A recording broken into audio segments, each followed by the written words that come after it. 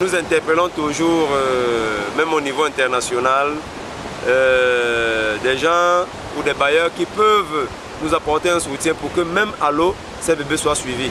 Voilà pourquoi nous avons adopté la méthode de conservation des étangs. Ouais. Quelles sont les organisations qui vous supportent pour le moment?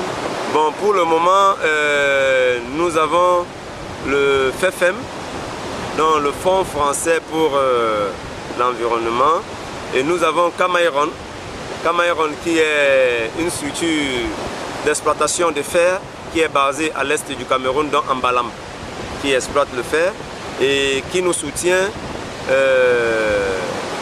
qui va nous soutenir pour 3 ans, parce que les fonds sont déjà là, et pour 3 ans pour pouvoir mettre en place des étangs pour conserver ces espèces de tortues et même par rapport à l'écotourisme, mettre des infrastructures d'accueil pour héberger des touristes.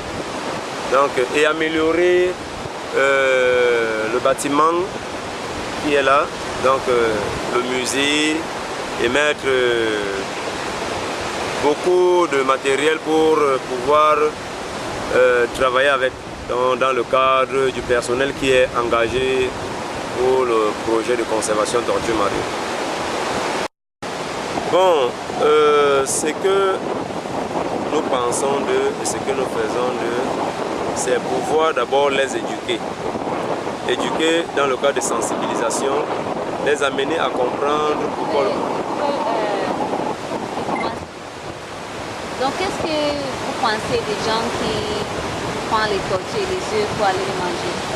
Bon, c'est que nous faisons des gens qui tuent les tortues et prennent des œufs pour aller les manger, sachant bien que la loi est là. Et comme le projet n'a pas le droit de répression sur les gens, ce que nous faisons auprès de c'est juste les éduquer, donc sensibiliser ces personnes pour qu'ils puissent comprendre l'importance du projet auprès de la communauté. Et cette importance, c'est donc ce que j'ai souligné lorsque j'ai commencé mon exposé, la mise en place d'une structure d'écotourisme qui est bénéfique à la communauté déjà. Il y a une bibliothèque communautaire qui a été mise au profit de la communauté. Il y a des dons tels que la construction de la maison de la femme. Il y a l'écologe qui est là pour héberger déjà des touristes. Il y a de parrainage dans les enfants qui sont subventionnés chaque année pour pouvoir continuer leurs études. Et même le parrainage des tortues. Vous voyez que des tortues capturées au filet, ils sont prises accidentellement. Alors pour que le pêcheur ne puisse pas tuer cette tortue par exprès, ce que nous proposons, c'est une compensation qui part d'un touriste ou d'un visiteur qui donne une compensation qui revient directement au pêcheur. Et cette compensation lui permet de réparer la partie endommagée du filet par la tortue. Et maintenant, vous, en tant que parrain, le projet vous fournit un certificat de parrainage. Étant satisfait comme parrain, pour avoir eu le certificat de parrainage, le pêcheur aussi lui est satisfait parce qu'il a eu son dû, qui lui permettra d'arranger son filet. Et nous qui sommes du projet, ça nous permet d'être contents de pouvoir faire notre travail, donc libérer l'espèce, la identifier, baguer et la faire repartir dans l'eau. Donc voilà donc que toutes les 3 parties sont contentes pour avoir participé à la protection de cette espèce qui est vraiment vulnérable. Comment est-ce que, j'essaie un peu pour mieux comprendre, comment est-ce que les tortues peuvent apporter l'argent pour pouvoir développer la société, même parler des bibliothèques et tout ça? Ça sera, où est-ce que les fonds vont sortir pour pouvoir faire ça? Bon, les fonds déjà sortent du fait que les touristes viennent. Le touriste aura besoin de manger, il aura besoin de dormir, il aura besoin de faire des attractions. Attractions, ça veut dire les différentes balades qu'il va faire. Alors, il y a un guide qui est mis à sa disponibilité. Il y a des pourcentages qui sont prélevés à chaque attraction qui sont versés à la caisse communautaire. Hein? Il y a des prélèvements qui sont, il y a des pourcentages qui sont prélevés dans la restauration qui sont versés à la caisse communautaire. Cet argent, au fil du temps, est amassé dans une caisse.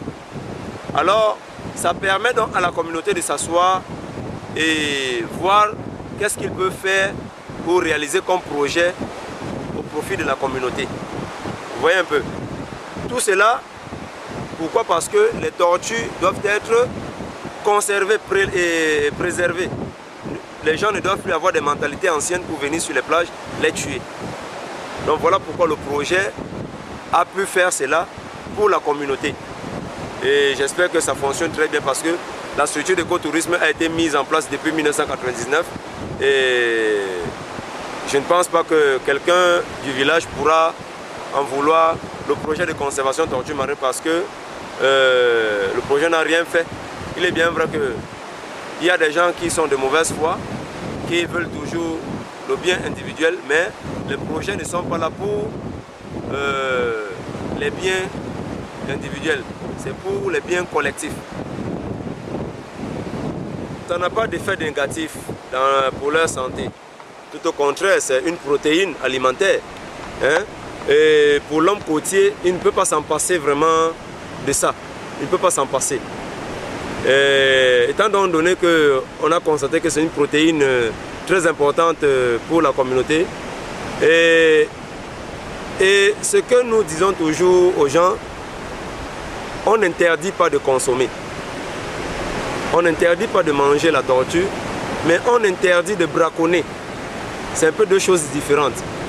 Alors, manger, il faut manger légalement. Légalement, c'est-à-dire lorsqu'elle est prise au filet et elle meurt.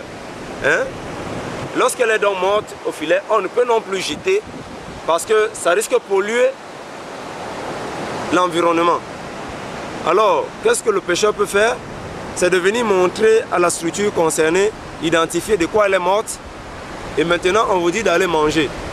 En retour, on récupère juste la carapace qui nous servira d'échantillon au musée. Hein? Et là, maintenant, vous mangez la chair. Mais par contre, lorsqu'elle est vivante, ce qu'on peut vous proposer, c'est le parrainage. Si vous acceptez de parrainer votre tortue, là, on peut voir avec la structure d'écotourisme qui est en place, s'il n'y a pas de touristes, pour qu'on vous donne une somme de 10 000 francs. Là maintenant, nous on récupère, on la relâche à l'eau. Vous voyez? C'est pour que tout le monde...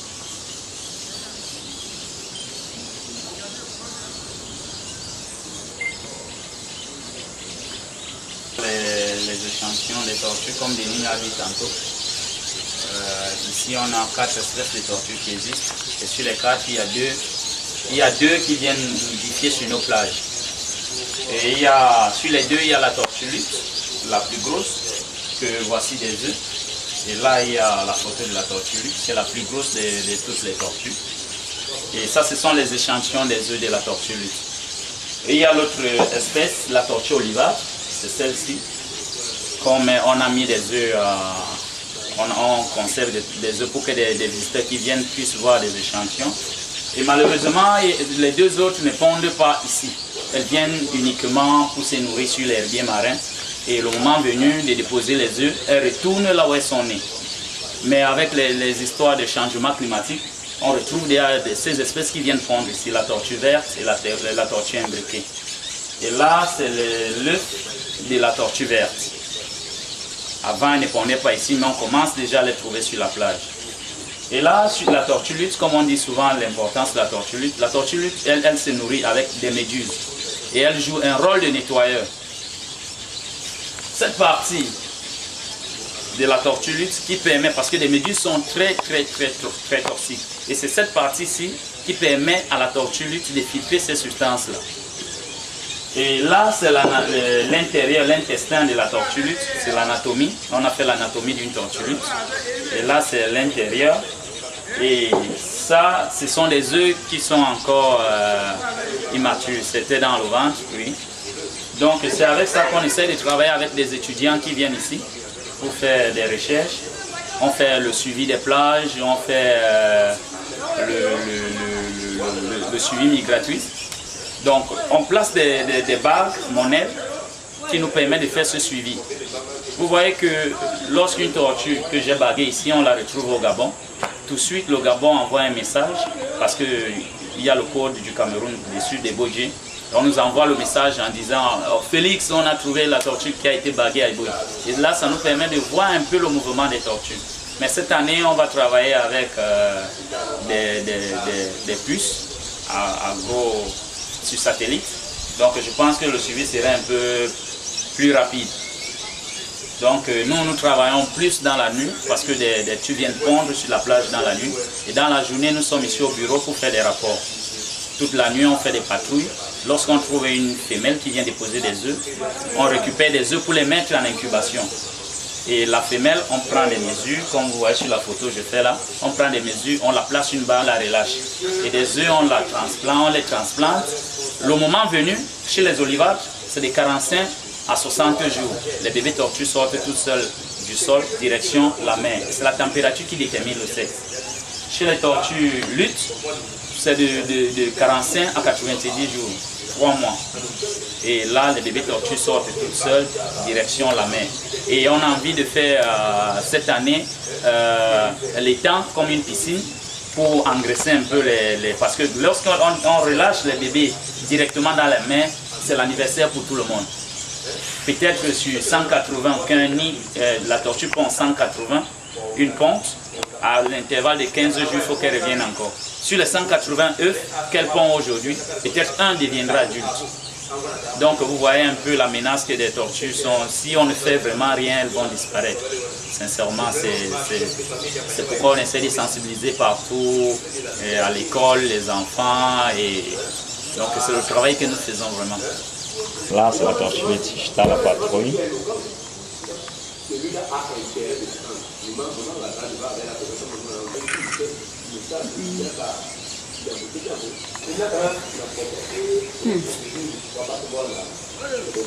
Les méduses vont nous envahir. Et surtout le fait que nous sommes dans la zone de pêche. Elles jouent un rôle de nettoyeur.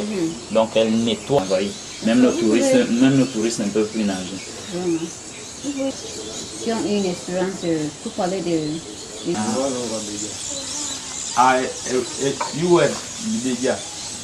Mais pour le finalement, il y a fait. Mais les manga à la il y a un problème, nous ne pouvons pas manger les œufs de tortue parce que tout à l'heure, on défend les tortues. Et nous avions une maison qui est ici uniquement pour ça. Les blancs viennent ici, ils nous font beaucoup de choses. C'est ça. Ok, vous êtes? Je suis Yassa de Bodje. Pardon? Je suis Yassa de Bodje. Yassa de Bodje? De Bodje. De Bodje, ok. Oui, c'est notre village. Ok. Yassa, on appelle ça comment? Yassa. Ok. Donc, on a eu un projet qui est venu nous retrouver sur place. Maison Tortue Marie.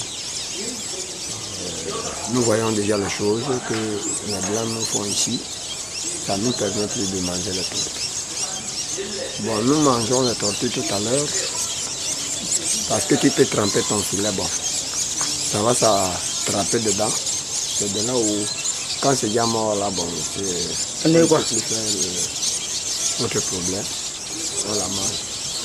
Mais juste quand on partait avant au bord, on trouvait, on les mangeait parce qu'on n'avait pas encore eu cette maison.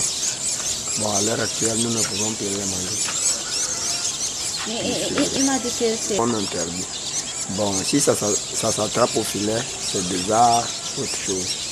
Bon, vous trouvez ça étant mort, vous ne pouvez pas quand même la jeter. C'est là où on peut manger la tortue. Bon, à l'heure actuelle, comme avant, quelqu'un pouvait aller au bord, on l'a trouvé en train de pondre. Quand les gens n'étaient pas avec nous, bon, on les mangeait. À l'heure actuelle, on ne peut pas les manger parce que nous voyons déjà le fer que nous avions à l'heure actuelle.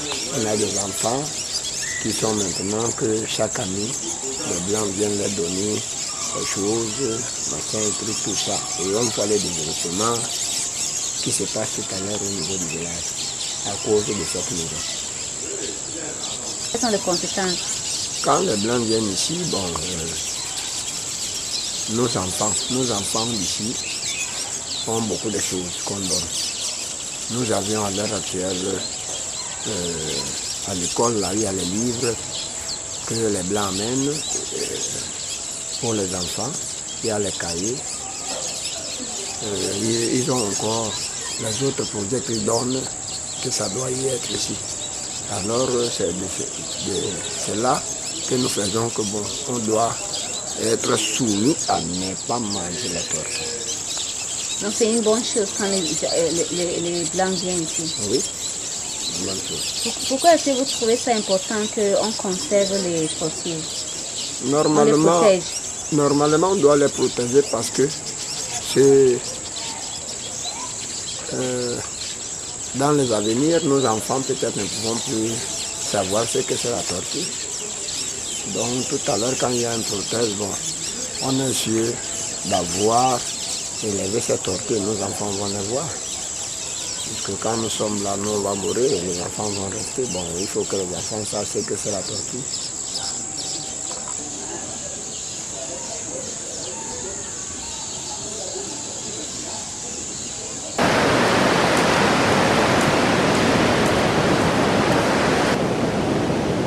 Alors que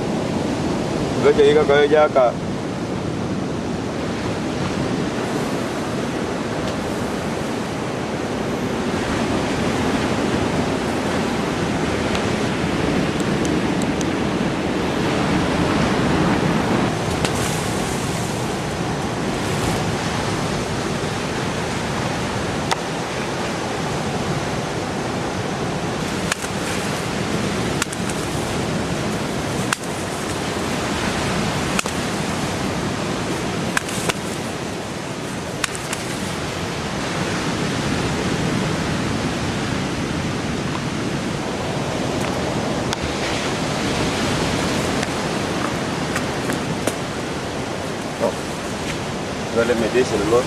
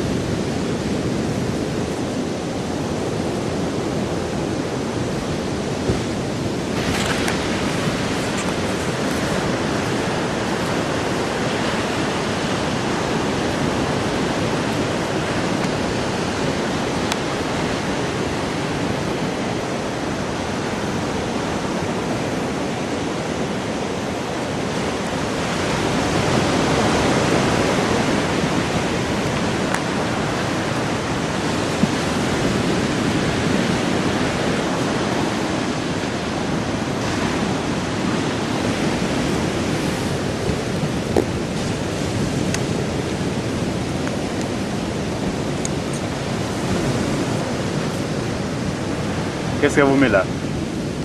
C'est la bague. Une bague pour le suivi migratrice.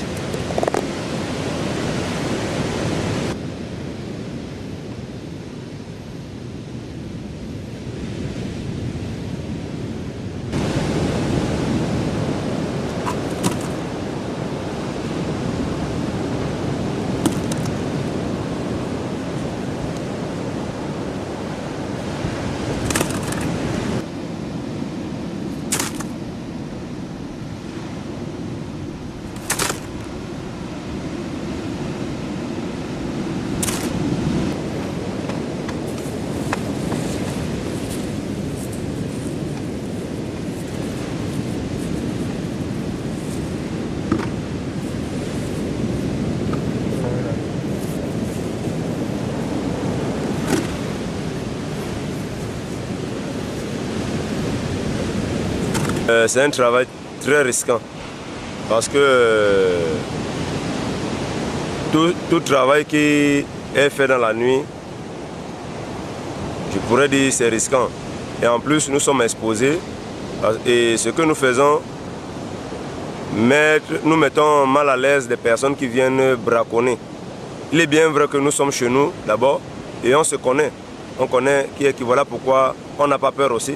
Parce que le fait d'être à la plage toutes les nuits, on identifie facilement les gens qui font aussi les tours comme nous. Quelqu'un n'ira pas de Douala à Yaoundé pour venir faire le braconnage à Ebodje. Donc c'est un peu ça que je peux dire. Donc c'est les natifs eux-mêmes. Et comme nous sommes aussi natifs, voilà pourquoi on se connaît. Et il est bien vrai que depuis qu'on le fait, on n'a jamais eu de menaces physiques mais verbales. On ne sait pas à la longue si vraiment les gens un jour pourront changer de mentalité pour arriver à ce niveau-là. On est bien vrai, ça nous inquiète, mais ça ne nous inquiète pas trop. Non, ce n'est pas dangereux, puisque nous protégeons les tortues. Nous sommes appelés à protéger et à ne pas tuer. Pour pêcher aussi les braconniers de ne pas continuer. Voilà pourquoi nous sommes en train de faire ça. Et on laisse le lit dans la nuit pour chercher à éviter les problèmes avec les braconniers. Puisque ici au village, si on continue à laisser, ça va toujours continuer. Ils vont toujours continuer à tuer. Bon, pour moi, je sais que je fais ça parce qu'on doit plus faire continuer à le tuer. On doit le protéger parce que c'est interdit maintenant. Et c'est ça.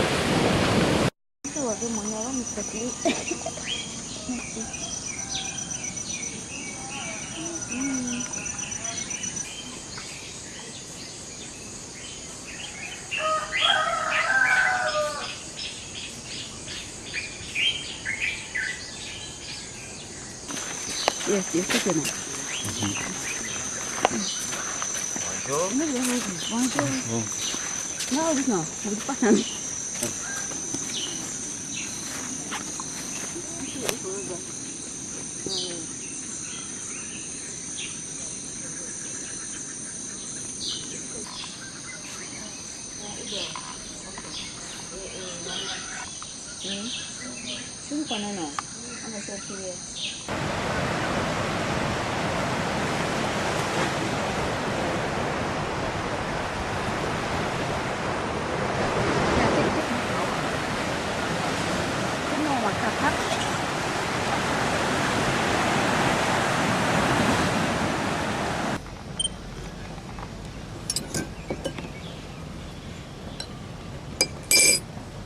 Okay, so can you introduce yourself and tell us what you do? Yeah, my name is Santiago Ormeño. I am a tourist.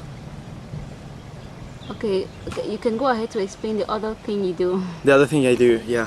Well, my name is Santiago Ormeño. I work in Cameroon for a development project of coastal areas and ecotourism. Okay, you've been to Ebodje. What was your experience there like?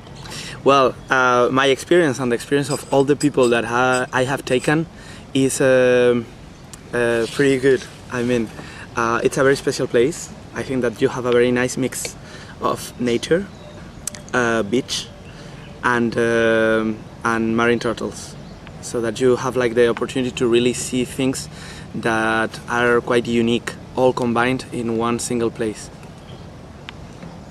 Also, it's very interesting the exchange and with the community.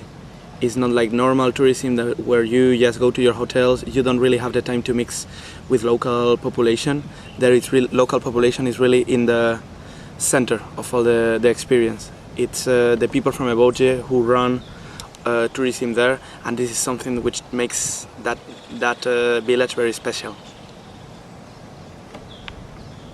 Joe, you might not call the name Petit Joe, but just explain to us any work that you've done with him in connection to marine turtles.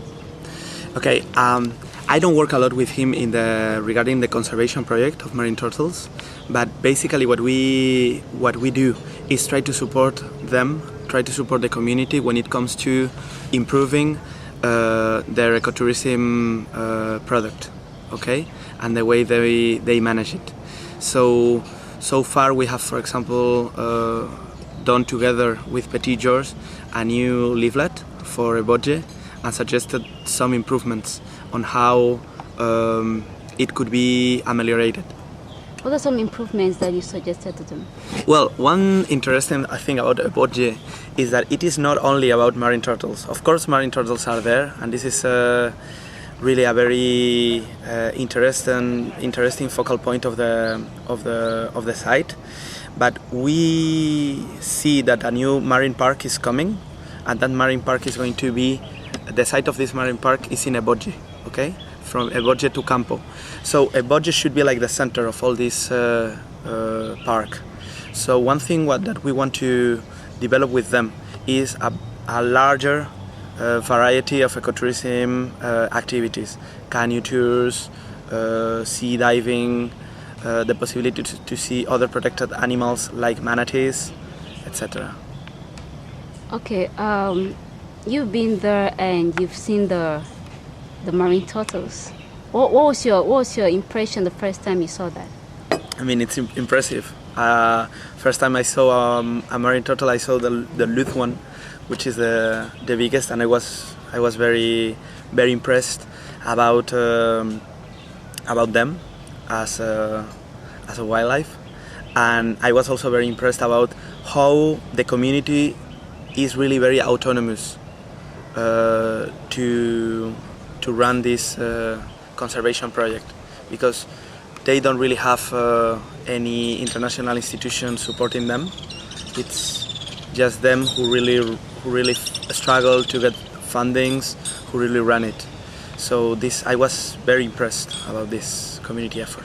Okay, from your impression, from the way you saw things, are the villagers very ready to stop catching the turtles and eating their eggs? I mean, I think that they are making very positive strides. A change in behavior is not something that you do from the morning to the afternoon. It takes time, and the context is also difficult, because if a fisherman has nothing to eat, he will want to eat his turtles. But I feel that tourism can introduce mechanisms to stop this. For example, I'm sure that Petit George told you about the possibility that a turtle sponsors that a tourist sponsors a turtle, so that they can give some money to the fisherman, so that he doesn't need to eat it. This is very interesting, a very interesting initiative. But for this, we need more and more tourists to make sure that this can be sustainable. Okay, you made mention of you working with them. Which organization are you referring to that you work with? I work with UNIDO, United Nations Industrial Development Organization, and with the World Tourism Organization. Okay, thank you very much. Anything you'd like to add? No, thank you.